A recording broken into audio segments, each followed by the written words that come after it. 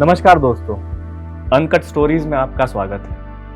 आज हम ऐसी शख्सियत से मिलने वाले हैं जो कि अंगूर की खेती बहुत बड़े पैमाने पर करते हैं और दिन प्रतिदिन नए नए प्रयोग भी करते हैं। तो देर किस बात की, चलिए मिलते हैं और बात करते हैं। नमस्कार। अनकट स्टोरी में आपका स्वागत है। तो हमारे दर्शकों को आप आपके बारे में बता सकते हैं? मेरा नाम काका जादव है। मैं पालखेड़ बंदारा डिस्ट्रिक्ट नासिक से, महाराष्ट्र से रहने वाला हूँ। मैं 10वीं तक स्कूल हुआ है मेरा। 86 में मैंने स्कूल का पढ़ाई छोड़ दिया क्योंकि हमारे इधर मेरे सब भाई थे, वो अलग हो गए। वो टाइम में खेती करना भी मेरे को जरूरी था और हमारा पारंपरिक खेती ही करते हैं हम लोग। तो वो टाइम से हमने खेती करने के लिए शुरुआत किया। तो तब आपके पास कितनी खेती थी आपके परिवार? वो टाइम में हमारे पास 70 एकड़ खेती थी। फिर हम 4 भाई थे। वो बारे धीरे धीरे फिर 86 में हम लोगों का अलग हो गए हम लोग। मेरे को खेती करना ही था तो मैं उसमें टाइम में खेती में ये आ गया। मेरे को एक 15 एकड़ के आजू बाजू खेती आया वो टाइम में। तो हमने खेती का शुरुआत किया। मैंने गेहूँ, बाजरा, प्याज, ज़्यादातर प्याज ही लगा थे वो टाइम में। हमारे इधर प्याज का बहुत बड़ा ये चल रहा था नासिक में। तो प्याज धीरे धीरे हम लोग यही करते रहे, लेकिन उतना खेती में हम लोग संतुष्ट नहीं थे। वो टाइम में हमारे इधर बहुत ऐसे छोटे छोटे किसानों ने एक एक एकड़ ऐसे कुछ अंगूर के बगीचे लगाने शुरुआत किया। 82 से ही शुरुआत किया था, लेकिन वो काली साहिबी या तो भोकरी करके वैरायटी थी। वो टाइम में इतना उसका यील्ड नहीं आता था, लेकिन शुरुआत तो किया था। फिर थॉमसन करके एक ग्रेप्स का वैरायटी आया। वो टाइम में 86 से ये ग्रेप्स का नासिक में बढ़ने लगा था। हम लोगों ने भी वो लोगों को देख के सोच लिया। तो 91 में मैंने अंगूर का खेती करने के लिए शुरुआत कर दिया। तो हमने भी सोचा चलो अपन भी 1 एकड़ अंगूर लगा के देखना चाहिए। तो सिर्फ 1 एकड़ में अंगूर लगाया? 1 एकड़ में पहले मैंने अंगूर लगाया। वो भी खुद के खेत में? हाँ, खुद के खेत में लगाया। तो अंगूर का खेती 91 में मैंने पहले अंगूर लगाया। उसको हमको भी बढ़ाने के लिए भी 2 साल गया, क्योंकि वो टाइम में कोई टेक्नोलॉजी नहीं थी, कोई ऐसा गाइडलाइन करने वाला आदमी भी नहीं थी, क्योंकि ऐसे देख के ही करने वाले थे सब लोग। तो जो लोग अंगूर की खेती कर रहे थे, हाँ, कम लोग थे? हाँ, कम लोग थे। तो वो कुछ टेक्नोलॉजी यूज कर रहे थे या मैनुअली करते थे सब लोग, लेकिन उनको कैसे 2-4 साल हो गया था। और वो टाइम में क्या ये खेती बढ़ना नहीं चाहिए ऐसा किसी का इरादा नहीं था, लेकिन हर एक लोग भी उसमें यही करते थे ना कि शोध ढूंढ ही रहे थे, क्योंकि हाँ, क्या होने वाला है, बारिश में क्या स्प्रे करना पड़ेगा मैनुअल में, वो सब ऐसा ही था कि सोच रहे थे हम लोग। तो रिसर्च ही हो रहा था वो टाइम। तो अंगूर की खेती ऐसी कोई आसान खेती तो है नहीं? आसान खेती नहीं है वो। उसमें दवा का ये सब सीखना बहुत जरूरी था, क्योंकि अंगूर में अलग दवा लगती है, अपना बाकी सब्जी में अलग दवा, ऐसे थोड़े हम। तो मैंने 91 में लगाया, क्योंकि मेरे को 2 साल ये अंगूर का 1 एकड़ बगीचा को पूरा करने के लिए। 93 में मेरे को पहला क्रॉप आया था। अच्छा। वो खेती फिर उसमें मेरे को अच्छा, मैंने के पैसा भी थोड़ा अच्छा मिला। वो टाइम में बहुत रेट नहीं था, 10-12 रुपया रहता था किलो का भाव, लेकिन अच्छा हो गया। तो हमने फिर 1 एकड़ बाग लगाया। फिर 95 में हम लोगों ने, कुछ लोग हमारे इधर ऐसे थे कि बहुत अच्छे किसान थे, वो लोगों ने एक्सपोर्ट का ट्राई किया 92 में वो लोगों ने 2-5 कंटेनर भेजे, तो एक्सपोर्ट का ये भी आ गया। तो वो लोगों को वो टाइम में 80-90 रुपए किलो से पैसा उधर से आ गया। यानी एक्सपोर्ट के लिए लिमिटेड क्रॉप रखना पड़ता था। तो 93 में वो पहली बार ऐसा था जब अंगूर यहाँ से एक्सपोर्ट किया? हाँ, एक्सपोर्ट किया। 1-2 किसानों ने किया था, कोई एक्सपोर्टर नहीं थे वो टाइम में। तो शुरुआत हो गई एक्सपोर्ट की। तो आपकी पहली क्रॉप भी एक्सपोर्ट ही हुई थी? नहीं, पहली नहीं हुई। 93 में, 94 में भी नहीं हुई। हमने 95 में फिर एक्सपोर्ट के लिए शुरुआत किया। वो भी कितना 2.5-3 टन ही गया था वो टाइम में। मालूम नहीं था उधर क्या लगता है। वो लोगों का रिक्वायरमेंट भी, वो बोलते थे 18+ चाहिए, 18 शुगर चाहिए, वो बराबर था उनका। और आपने को वो टाइम में PGR जो भी कई दवा है सब हाथ से करते थे। वो टाइम में इतना मालूमात नहीं था, इसलिए थोड़ा एक्सपोर्ट को शुरुआत हो गया। और शुरुआत में आपने क्रॉप भी कम एरिया में ही लिया था। फिर धीरे धीरे ऐसे खेती बढ़ते गया, एक्सपोर्ट का भी अच्छा आते गया। एक्सपोर्ट भी बहुत होने लगा। बाद में हमने सोचा कि अभी मैनुअल कितना करें। 2 एकड़ तक तो हम कर सकते थे हाथ से। 2 एकड़ के बाद अभी क्या करने का। STP पंप था, ये था। फिर कुछ लोगों ने ऐसे ट्रैक्टर पे STP पंप बिठा के, कुछ ऐसे नली लगा के, ऐसे ब्लोअर जैसे ही पहले सिर्फ मैनुअल था। अच्छा, दानी लगाने का, उससे शुरुआत करी। हाँ, ऐसे नोजल लगाने का वो शुरुआत हो गया 200 लीटर के उसके ऊपर। मैंने भी एक 98 में एक ट्रैक्टर लिया था छोटा, तो शुरुआत कर दिया। फिर धीरे धीरे खेती बढ़ते गया, हमारा अंगूर का क्रॉप भी अच्छा हो गया, एक्सपोर्ट का भी अच्छा होने लगा।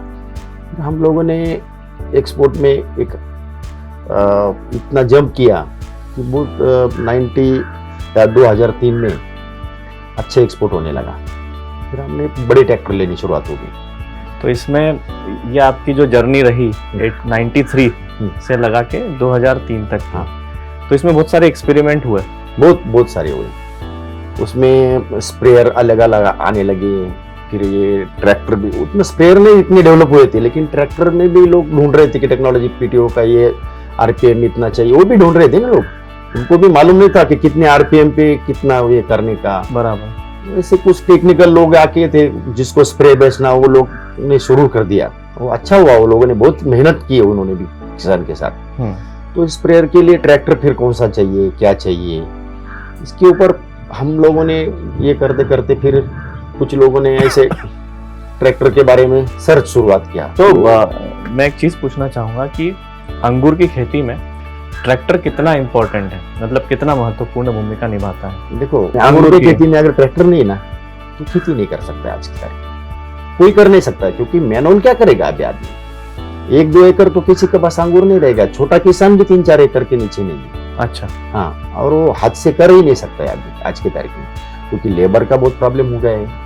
ये तो कैसे ट्रैक्टर से खेती करेगा तो उसका कल्टीवेशन होगा या तो स्प्रेइंग होगा, जो भी होगा वो ट्रैक्टर से कर सकता है आदमी। और आज की तारीख में हमारे अंगूर खेती में ट्रैक्टर छोड़ के दूसरा कुछ इक्विपमेंट कर ही नहीं सकते हैं। तो जो भी इम्प्लीमेंट है आप ट्रैक्टर में लगा के उसको करते हैं। जो भी है, स्प्रेयर्स हो गए, कुछ अभी नया डीपिंग करते हैं हम लोग अंगूर में। हाँ। उसमें भी कुछ अलग टाइप के बहुत बड़ी मशीन आई हुई, उसको भी ट्रैक्टर बहुत जरूरी होता है। स्प्रेइंग का ही होता है वो। आपने पहला ट्रैक्टर कब खरीदा? मैंने 98 में। 98 में। और उसके बाद आपने जॉन डियर ट्रैक्टर खरीदने की शुरुआत कब करी? मैंने 2006 में पहला ट्रैक्टर लिया था, जॉन डियर। तो तब तक मेरे पास 2-4 एकड़ अंगूर था ना। अच्छा। तो जॉन डियर ट्रैक्टर लेने का मुख्य कारण कैसे आपने उसको कंसीडर किया? क्या हो गया, हमारे 2-4 दोस्त ने ना ट्रैक्टर लिया था, तो वो लोग हम क्या सोचते थे, हम हर एक जगह पे जाके देखते थे इसका आरपीएम, ये वो कीचड़ बहुत होता है हमारे इधर। क्योंकि कभी कभी हमारे इधर सितंबर से अक्टूबर छाटनी का टाइम होता है, जो अंगूर का आने का टाइम, वो टाइम में हमारे इधर खेती थोड़ा अपन बोलते हैं ना जाड़, ब्लैक सॉइल है। हाँ। तो उसमें कीचड़ बहुत होता है। तो हम लोग उसी को लिए बहुत ऐसे सर्च करते गए कि कौन से ट्रैक्टर अच्छा रहेगा जो कीचड़ में भी काम करे। तो सर्च करते गए, मतलब आपने लोगों से बातचीत करी, बातचीत की, किसी के पास जो भी ट्रैक्टर है उसके पास में जाके देखने का। हमारा तो खेती का ऐसा है अंगूर का कि हम एक दोनों के, यानी कि किसान के पास नहीं जाएगा तो कोई डिसीजन नहीं समझेगा, ना कोई डेवलपमेंट नहीं होगा। मतलब मिलजुल के ही करना है। क्योंकि देखो, कोई डिसीज आया या तो कोई ट्रैक्टर है, कोई सर्च है, तो एक दूसरे को ये करके ही होगा ना। क्योंकि तुम्हारे पास बोलेगा ये ट्रैक्टर है भाई मेरे पास, साला ये है ना ट्रैक्टर फंस रहा है, तो दूसरा बोलता है नहीं मेरे को तो इससे अच्छा मिला है भाई, यानी वो 4-5 बारिश हो गया तो भी मेरा ट्रैक्टर चल रहा है। बराबर। तो हम यही सोच के ही पहले ट्रैक्टर लिया था, जॉन डियर। ऐसा तो फिर आपने जॉन डियर ट्रैक्टर लिया? हाँ। तो लेने के बाद आपका अनुभव कैसा रहा? नहीं, ट्रैक्टर बहुत अच्छा है, स्प्रेइंग के लिए भी प्रॉब्लम नहीं है, बारिश में भी हमको कभी दिक्कत नहीं आया, कल्टीवेशन में भी नहीं है। बाकी ट्रैक्टरों की तुलना में वो ट्रैक्टर है ना, उसका वजन भी अच्छा है, थोड़ा ज्यादा है, लेकिन फायदा है उसमें। प्राइस भी मेरे को आज की तारीख में मालूम नहीं, बाकी ट्रैक्टर का प्राइस आज तो मेरे को मालूम नहीं है, लेकिन ट्रैक्टर बहुत अच्छा है। आज तक ट्रैक्टर में हमको कोई जो का मेंटेनेंस है इतना कभी नहीं मिला है ऐसा। हाँ, कोई काम नहीं हुआ है ट्रैक्टर में। तो ये ट्रैक्टर में एक FNR लीवर यूनिक है दूसरे कंपटीशन से अगर देखा जाए, मतलब दूसरी कंपनी से देखा जाए, तो एक FNR लीवर है जिसमें कि आपको गियर बदलना नहीं पड़ता, बार-बार आगे पीछे आप ले सकते हो, जिसमें ऑपरेटर थकता नहीं है, मतलब जो भी काम करता है। हाँ, एक तो वो है, और दूसरा एक 4WD, वो भी जॉन डियर में आता ही आता है, उसके बगैर वो ट्रैक्टर नहीं आता है। तो उससे, ये दोनों चीजों से कितना फर्क पड़ता है ये कामों में? नहीं, हमको तो ये 4D ही चाहिए, क्योंकि ट्रैक्टर कीचड़ में ही चलाना है हमको। देखो, हमको ये भी छाटने में अक्टूबर के और जून में भी, हमारे जून से बाद में भी बारिश होता है, तो टाइम में भी हमको थोड़ा दवा मारना पड़ता है।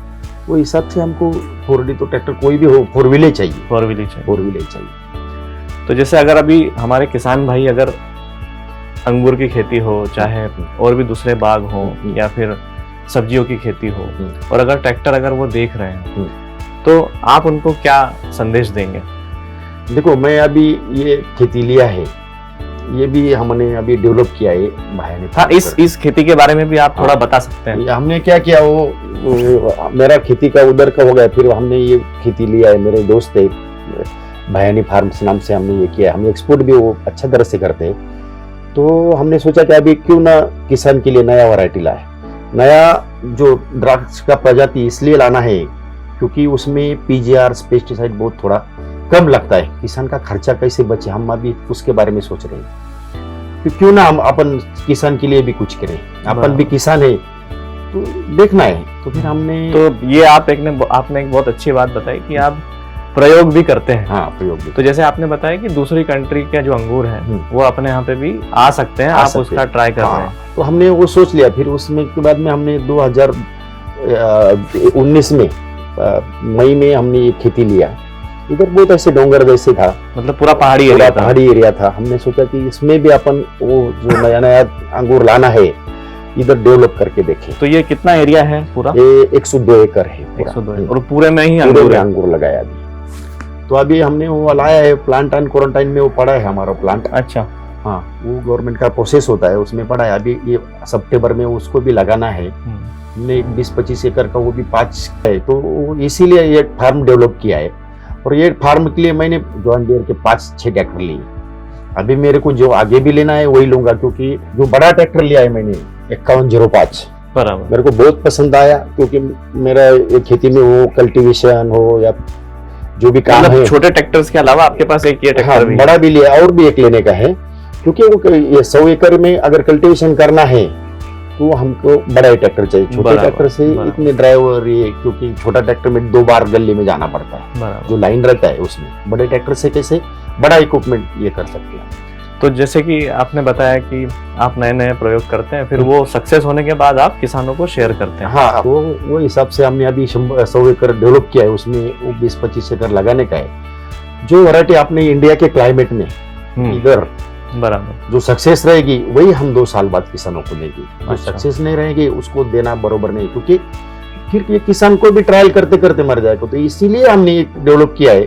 और हम इसके ऊपर रिसर्च कर रहे हैं कि कौन सा अपने क्लाइमेट में अच्छा रहेगा, कौन सा नहीं रहेगा। किसानों को अगर ट्रैक्टर खरीदना है, खासकर बागों में चलाने के लिए, तो उनके लिए क्या सलाह है आपकी? मैं तो बोलूँगा किसानों ने ना जॉन डियर का, जो जिसका खेती वैसे किसी का 2-4 एकड़ है, उसने भी छोटा ट्रैक्टर वही लेना चाहिए जो जॉन डियर का अभी नया भी आया है।